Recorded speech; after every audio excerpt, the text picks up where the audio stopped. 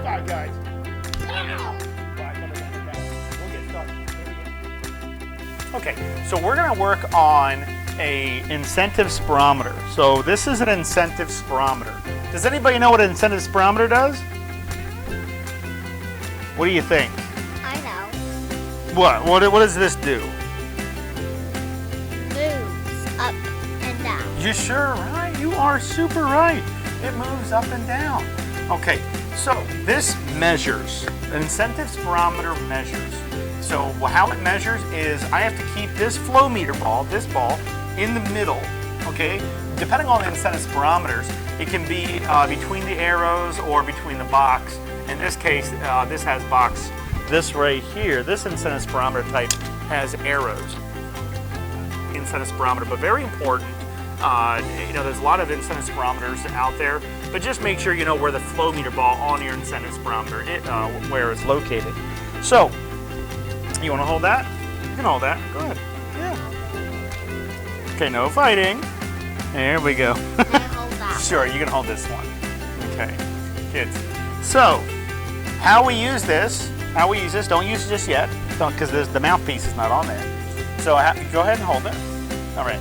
So how these incentive spirometers work is, does anybody know where the piston chamber is? This is called the piston chamber. Yes, very good. So this right here, this big, long chamber, that's a piston chamber. Where do you think the piston is? Right there, that yellow one, right? In your case, yes, but that's not yellow, that's blue. Right? You say blue piston. Good. So this piston, we measure from the top of the piston. Can you find the top? Where's the top of the piston? Very good. So the top of the piston is right there. So that's where we measure from. So when this comes up,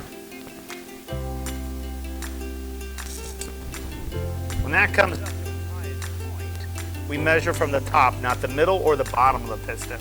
So if I did this, what number did I land on? The 1,000. Okay, so if I did it again, where was it at? A line. What? It No. was at a line. No, it was at 1,000 because you measure from the top of the piston. So let me do it again. Tell me where it was at.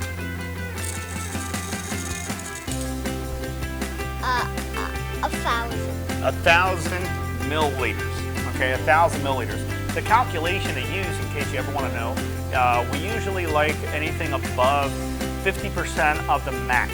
So to measure a max, you would have to calculate you would have to know the patient's ideal body weight, or your kid's body weight, the ideal body weight. So like for me, I'm 6 foot tall. Okay, so I'm 6 feet tall. Ideal body weight for me would be about 180 pounds. So you would take your ideal body weight, convert it into kilograms, and multiply that by 65. So for me, I'm 6 foot tall, my ideal body weight's 180 pounds. I divide it by 2.2 to put it in kilograms. I know it's a lot of math, a lot of jargon, but don't worry. I'll put it into kilograms by dividing it by 2.2. So 180 divided by 2.2 is what? 81.8. I'm just gonna round up and say 82. Now 82 times what? 8. 65. So 82 times 65 is 5,330.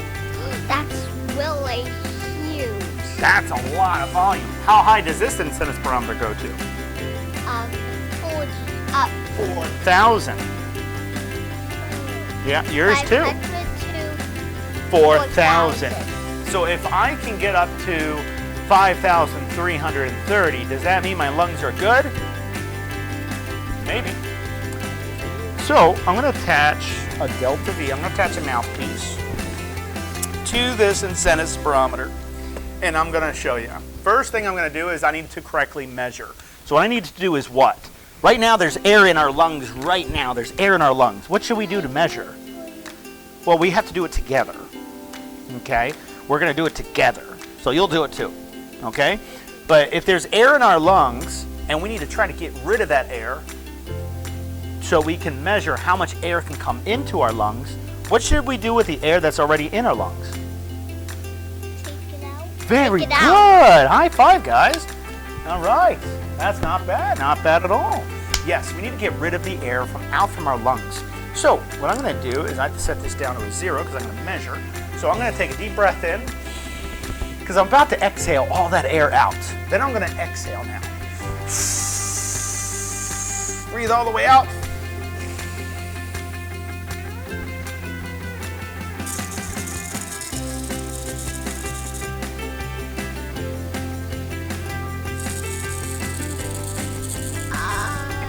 And I can keep the piston all the way up to the 4,000. Does that mean my volume is at 4,000? Yes. Oh, no. Well, why? Why would you say yes or no? Do you guys know?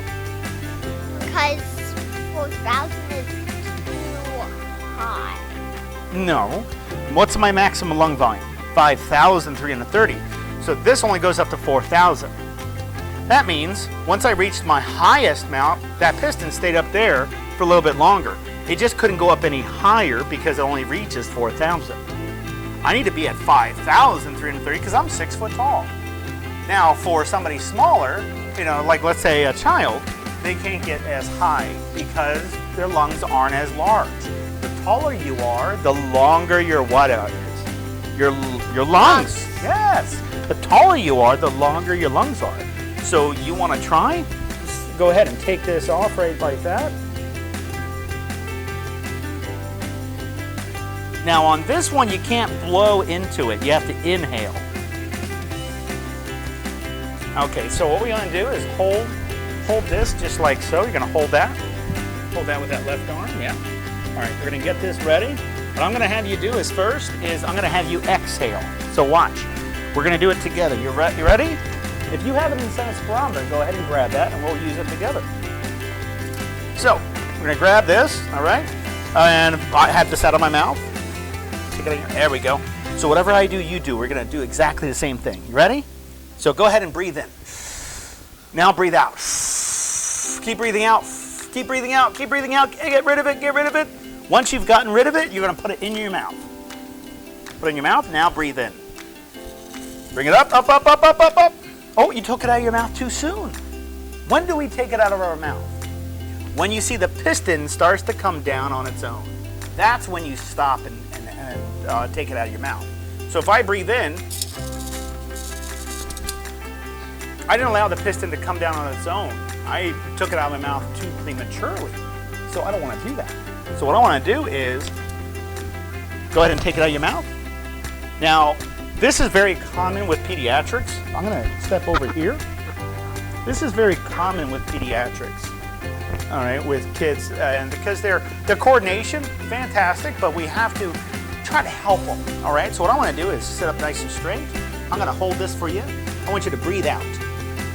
Breathe all the way out. Keep going, keep going, keep going, keep going, keep going, keep going, keep going. Lift your head. Keep going, breathe out, breathe out, breathe out. Don't breathe back in yet. Put this in your mouth. I'm going to seal your nose and breathe in. Much better. Now we're going to try it again, but longer, okay? We're going to go longer. Don't take this out of your mouth, okay? We're going to hold this up. Just sit up straight. Very good. All right, so go ahead and breathe out. All the way, all the way, all the way, all the way, all the way. Keep going, keep going, keep going, keep going. Don't breathe in, don't breathe in, don't breathe in, don't breathe in. Put it in. Now breathe in.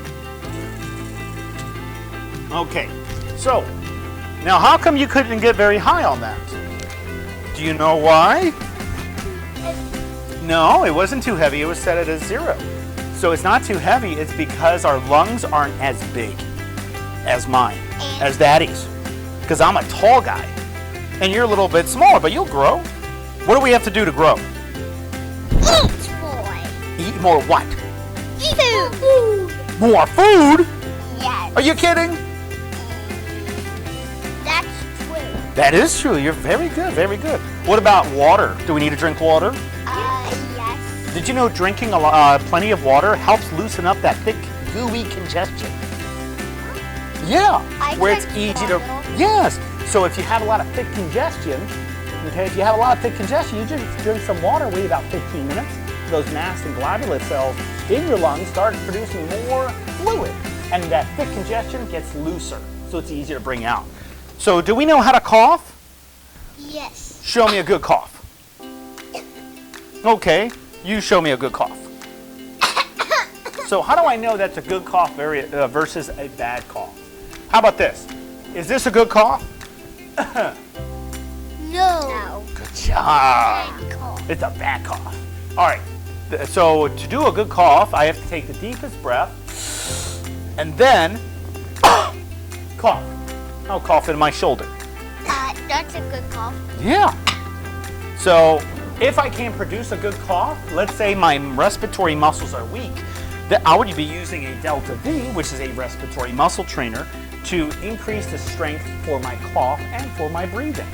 So in this case, what we're going to do is pretend we have a poor cough. Okay, what we're going to do is grab your fist. Go ahead and take a fist. Good. Jeremy, go ahead and take a fist. Okay, we're going to put it on our diaphragm. So that's your chest. Your diaphragm is sit up straight. Okay, so there's a muscle called the xiphoid process right underneath. There's your stomach. That's where your diaphragm is kind of, it's actually underneath that xiphoid process. It's actually on the lower part of your rib, the very lower part. So I'm going to put my fist right there, And what I'm going to do is I'm going to take my other hand and push in. Very good. We're going to take a nice deep breath in.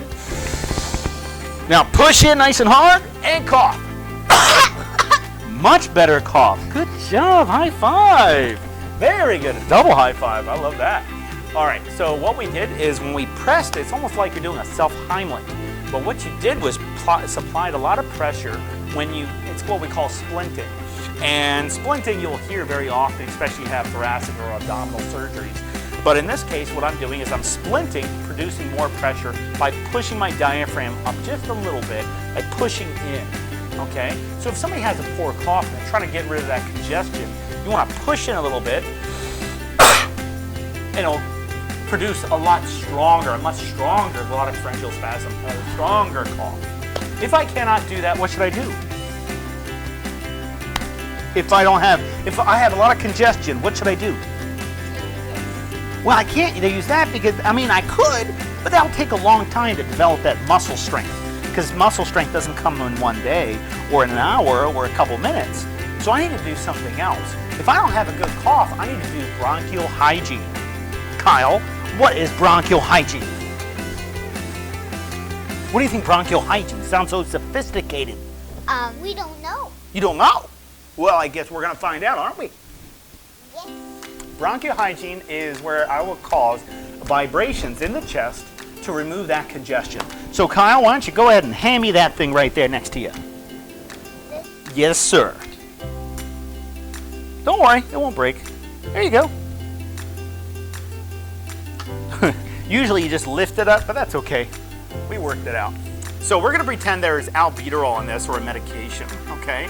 So obviously you only take this if you were... Now, a nebulizer, you can use distilled water in there, that's fine. But we're going to pretend this is a medication, okay? But this is actually just distilled water, clean water, distilled water. You say distilled? Distilled. Can you say distilled? Distilled. Well, no, I was talking to all the kids. Can you say distilled? Good job. Now, what I'm going to do is I'm going to hold this as a piece of corrugated tubing.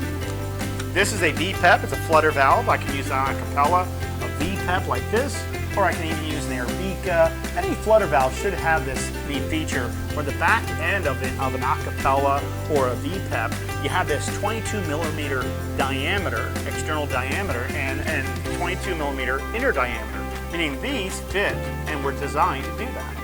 So if somebody has a hard time breathing, and they have a lot of congestion in the morning, what I'll do is I'll turn this on. You want to turn that button on? You like buttons. Very good. You see the misting? Okay. So what I'm going to do is we're going to breathe in and blow out. A little harder this time. Very good. No, not fast. Longer breathing. Very good. Breathe in. Blow out. Do you see the top? It's fluttering. So what this is doing is causing vibration in his lung field. That's what I mean.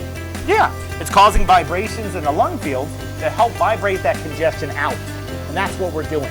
We're helping removing that. So every 10 breaths I breathe in and out through this. You want to try? You guys are brothers, they're okay. Very good. Longer though. Breathe in, blow out. Very good.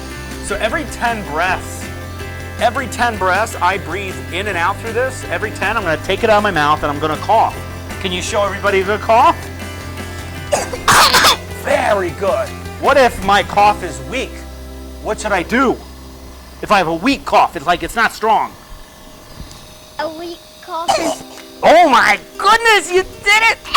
Wait, did you see what Kyle did? He did some splinting. Try it, Jeremy. You gotta push in, yes, with your fist. You gotta do it right. Right? Could I turn it off? Yeah, you can turn it off. Go ahead and turn it off. Like I said, he loves buttons. It's all right, don't worry. You love buttons. So we'll use this when, let's say in the morning, let's say Jeremy or your child needs, or you yourself maybe, needs a respiratory medication, and you happen to have a flutter valve. You can do you can basically knock 2 jobs off with one technique. Meaning, this by itself is a delivery device called a nebulizer. A nebulizer helps nebulize a certain medication to make it into a mist. And that's what a nebulizer does. And this is a compressor tube, pushes the air through here with a certain pressure and makes this work, and that's why you see the misting. So this is to take a medication. This device is to help vibrate any congestion in your lungs, to help vibrate it out, and then every 10 breaths you do what? Cough. Cough. Yes. So when I attach both, I will cause vibration and take the medication both at the same time. Now, mind you, if I don't have anything like this, then I can do chest physiotherapy. So, you want to be my assistant, or do you want to be my assistant? I'm gonna be your assistant. What did you say? I'm gonna be my assistant. Okay, it's all right. It's assistant. Assistant. It's all right. Go ahead and put that. Well, I'll put it over here. Okay. So, I'll do one on one because they're brothers. So I gotta make sure I do them both for each and every one. So I'm gonna put this down, and I'm gonna move this over here, and we're gonna do chest physiotherapy. Can you say chest physiotherapy? All right. If you can't say it, then you just say chest PT. What do you think? Can you say it? All right. It's just an easy way of saying chest physiotherapy. So first one, Kyle, go ahead and jump off really quick. Okay. You're just gonna stand right over here. Very good. Jeremy, you're gonna lay down, just like so. Now, I'm gonna do chest physiotherapy on Jeremy. So anytime you're doing chest physiotherapy, what you're gonna be doing is you're gonna cup your hands. Can you cup your hands like this? Like this? Very good. Not like this, but like this, because this is gonna cause slapping. You don't wanna be slapped. You wanna cause resonant sound, you want cupping. Go like this. No, my thumb is over here. Yeah, we're gonna call, yeah, very good. Cupping. So what I'm gonna do is I'm gonna lift one leg. In this case, you can lower this down. I'm gonna lift one leg, nice and relaxed, okay? This leg is the right leg, of course. I'm gonna lift one arm and I'm gonna bring him over to his side, just like so. Very easy. Just in case you do have a child that can't move as much, this is a good way to try to move them. But always consult with your healthcare provider if they have a different way of wanting to move, your child in a easier way that's not going to be very aggressive or anything. But this is obviously not aggressive. So what I'm going to do here is I'm going to cup my hands. I'm going to start right here is the spine. I'm going to start in this lung field here. This one right here. This one, what's the matter? So what I'm going to do is cup my hands. I'm going to go very nice and easy on his, which lung is this? His right lung, his right side. I'm going to do this. All I want Jeremy to do, you can do this right now. All I want Jeremy to do, yeah, very nice and comfortable, very good. So what I'm doing is causing resonant sound. What's happening is the vibrations that I'm causing by cupping my hands, not slapping, cupping, is going to cause enough vibrations to remove that congestion. Okay, now I can help out with this a lot more by doing something like this. Take this pillow, and Jeremy, go ahead and sit up. The easier way, there's another way, not easier, but another way, go ahead and sit up. Okay, I'm gonna lift this up, like that. And this is called a reverse transdellenberg. So what I'm doing right now is I have his hip elevated higher than his head. Okay, so right now I'm using gravity. You know what gravity is? What comes up comes back down, right? Right. So what I'm going to do right here now, what I'm going to do is I'm allowing gravity to slide the congestion down naturally. But to aid and help out with that, I'm going to lift one leg up, turn on the side, just like so, and I'm going to cup my hands. That's it. You want to say, I am Iron Man?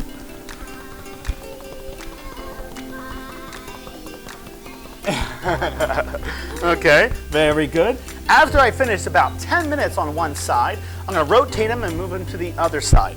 To rotate is very simple. Let me put this mic back on you a little bit. Hold on. A microphone. God, don't worry about it. So I'm going to lift this side up, his left knee up, and rotate him on the other side. Okay? All I want Jeremy to do is just breathe in and out nice and deep, but slow. It doesn't have to be super fast. Okay? Just breathe normal. But try to breathe really deep. Okay? Cup my hands. Do you want to try? Come over here, Kyle. All right. Cup your hands. Do this. Very good. Jeremy, you're going to lay down nice and flat. Okay. Where is his lungs? From here to there. So that's where you're going to do it. There it is. Very easy, easy. I know it's your brother, but you got to be a little nicer with that. There we go. Pat, pat, pat. Cup your hands, not slap. Very good. Right here. I'll help you. Cup your hands. Look at that. You can say, I am Iron Man. Go ahead.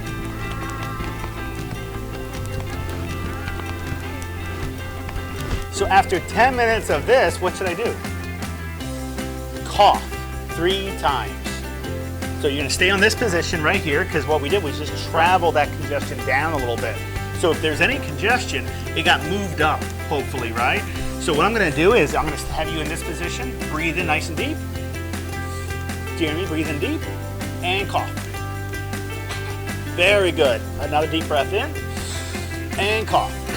Very good. Now, if you have a stethoscope, you can actually put a stethoscope on, and I can listen to his lungs. Breathe in, and exhale. Breathe in, and exhale. Very good. Stay there. You want to listen too? I'm gonna listen. No, you can't listen. I want you to be right there, okay? Watch. Breathe in. Do you hear those lungs? Breathe in again. What do you think about that? It's cool. It was cool? Yeah, it is super cool, isn't it? Yeah. Very, very cool. Okay, so when it comes to respiratory muscle training, when it comes to bronchial hygiene or nebulizer treatment, there are a lot of easy ways of doing it. A good nebulizer trick also is to do something like so. Take the nebulizer, okay? If your kid has a little bit of congestion or but it's not completely blocked up. So if you're, let's say, Jeremy, breathe in through your nose. Do you see that? You hear that? So he has a little stuffed up nose, but he still can bring in air through his nose. Because of that, I'm going to use that to my benefit. I'm going to help him quite a bit. What I'm going to do is go ahead and sit right there. Stay right there. I'm going to turn this on. I'm going to take the T-piece off of it. I'm going to have him still bring in the medication into his lungs, but he's going to breathe in through his nose first. Close your mouth, Bill. Close your mouth. Good. So what is he doing now? Breathe in through your nose. Good. Breathe out. Breathe in through your nose. What I'm doing is allowing a dilator, which is this albuterol, pretend albuterol actually. I'm allowing this still to get into the lungs, but the first place it's going to help dilate is his nose to make it easier to breathe. The nebulizer is a very helpful tool when it comes to allowing medication to reach proper deposition, meaning medication to go deep into the lungs so it can actually work for a child. Now, if a child is not able to tolerate a face mask, you can do something as simple as taking a piece of paper or a shield, and when it's on, you can do something like this. Put your hand and just bring it close. No, I'm doing it for you, Jeremy. Okay. Bring it close. That's all I'm doing. I'm just doing this. Okay, see? I'm just doing that. I'm bringing it over so there's nothing on his face that could cause him a little anxiety. I'm just bringing that close to his nose, and he's just breathing in. He can breathe in through his mouth and nose now. And just breathe it in until the medication is depleted.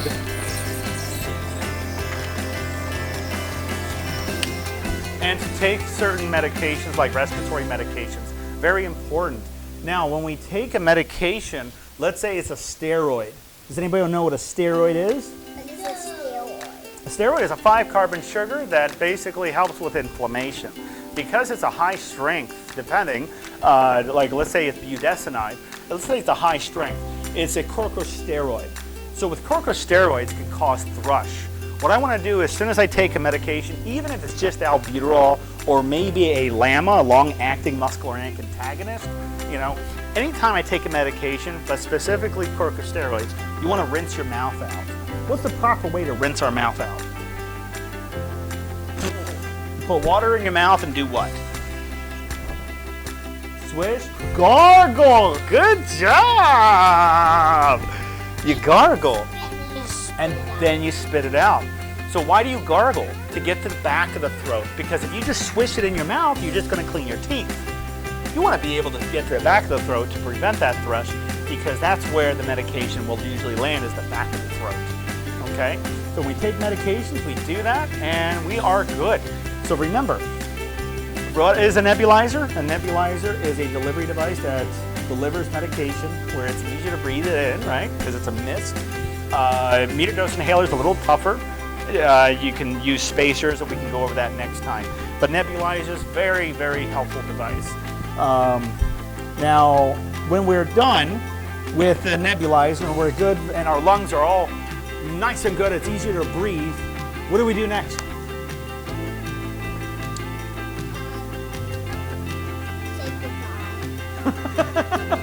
Say goodbye to who? The kids. The kids? Who's the kids? These kids. Do you want to say goodbye? Goodbye. Well, I thought we were going to have some fun and go play, because now that our lungs are good to go and I'm ready for the whole day, why don't I just go ahead and have some fun? Yeah? Yes. All right. Out of curiosity, can I ask a question? Really quick. This is something that's very common. Hey, when you are playing soccer or going outside playing, does your breathing go super fast? Like when you're exercising, do you breathe fast? When you exercise, when you're running? Of course, because you notice you're breathing faster, right? Okay, is there something wrong with that? No. He's correct, they're both correct. There is nothing wrong with that. Everyone who tends to breathe faster doesn't mean that they're having an increased work of breathing where there's something wrong with their lungs. It is normal. Okay, to have an increased work of breathing just means your CO2 is climbing a little bit and it's being triggered by the brain to tell you to breathe. That's it. So when somebody's out of breath, it doesn't mean they have lung disease. A lot of people tend to think that. But mind you, you want to talk to your doctor if you have any questions, or a healthcare provider, just in case if you have any questions about these specific topics. Please consult with your physician or doctor anytime before starting any of these therapies that are just helpful tips and tricks by yours truly, a respiratory therapist. I'll see you guys later. You want to say bye? Bye. Bye-bye. Have a nice day. Love it. High five, guys. You guys did excellent. Excellent.